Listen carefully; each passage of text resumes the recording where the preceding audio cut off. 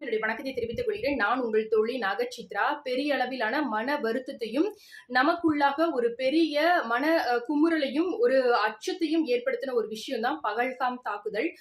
அந்த பகல்காம் எங்க இருக்கு அப்படின்ற விஷயத்த தான் இந்த ஒரு வீடியோல நம்ம பார்க்க போறோம். அதாவது பகல்காம் அப்படின்றது இந்திய பிரதேசமான ஜம்மு அண்ட் காஷ்மீரின் மாவட்டமான அனந்த்நாக்ல இருக்கக்கூடிய ஒரு தாலுகா. பகல்காம் அப்படின்றதுக்கான அர்த்தம் என்ன அப்படின்னு பார்த்துட்டீங்கன்னா, மேய்ப்பர்களின் பள்ளத்தாக்கு அப்படின்னு சொல்லப்படுது. காஷ்மீரின் பள்ளத்தாக்குல கிட்டத்தட்ட 2200 கிலோமீட்டர் அளவுல, அதாவது 7200 அடி உயரத்துல லிடர் ஆற்றங்கரையில தான் இந்த பகல்காம் இருக்கு. இந்த அனந்த்நாக் மாவட்டத்துல கிட்டத்தட்ட 11 தாலுகாக்கள் இருந்தாலும் கூட இந்த பகல்காம் தான் தலைமை தாலுகாவா கருதப்படுது.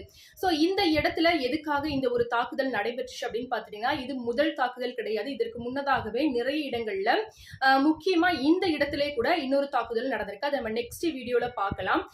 இந்த ஒரு இடத்துல கிட்டத்தட்ட வந்து பாத்துட்டீங்கன்னா, ஜூன் மற்றும் ஆகஸ்ட் மாதங்கள்ல அதிக அளவிலான சுற்றுலா பயணிகள் வருவாங்க. என்ன காரணம் அப்படின்னா, அமர்நாத் அந்த ஒரு கோயிலுக்காக.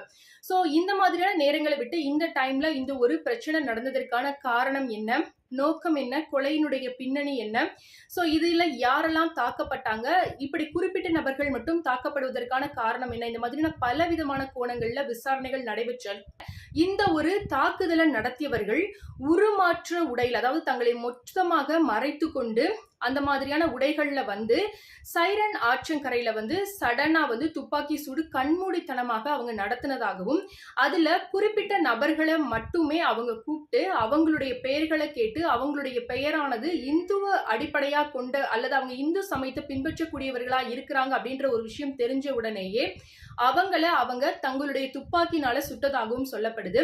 அது மட்டும் இல்லாம இதுல பெண்களை அவங்க எந்த விதத்திலையும் காயப்படுத்தல அப்படின்ற ஒரு விஷயமும் அங்க காயமடைஞ்ச அந்த தரப்பினர்களுடைய தனிப்பட்ட கருத்தா இருந்தாலும் கூட அவர்களை சுற்றி இருக்கக்கூடிய நபர்களாலும் இந்த ஒரு கருத்தானது சொல்லப்பட்டுச்சு. இதெல்லாம் ஒரு பக்கம் இருக்க, இந்த ஒரு இடத்துக்கு அவ்வளவு எளிதில் யாரும் அணுக முடியாது. இவங்க எல்லாரும் பின்பக்கமா இருக்கக்கூடிய ஒரு காட்டின் வழியாக சடனா வந்ததாகவும் சொல்லப்படுது. இந்த பகல்காம் அப்படின்ற இடத்தை அணுகணும் அப்படின்னா நிச்சயமாகவே நடைப்பயணமாகவோ அல்லது குதிரைகளின் மூலமாக சவாரி மேற்கொண்டு மட்டும்தான் வர முடியும். இந்த இடத்துல அவங்க இந்த ஒரு தாக்குதல் நடத்திருக்காங்க அப்படின்னா இதற்கு பெரிய அளவிலான திட்டமிடுதல் இருந்திருக்கலாம் அப்படின்ற மாதிரி சொல்லப்படுது. இதுதான் பகல்காமினுடைய அந்த இடம் எங்க இருக்கு அப்படின்ற மாதிரியான விளக்கங்களை நம்ம பார்த்திருக்கோம். இன்னொரு பார்ட்ல எந்த இடங்கள்ல எந்த நேரங்கள்ல என்ன மாதிரியான தாக்குதல்கள் நடைபெற்று அப்படின்ற ஒரு வீடியோ பார்க்கலாம். இந்த ஒரு வீடியோ உங்களுக்கு யூஸ்ஃபுல்லா இருந்ததுன்னா லைக் பண்ண மறக்காதீங்க. நன்றி.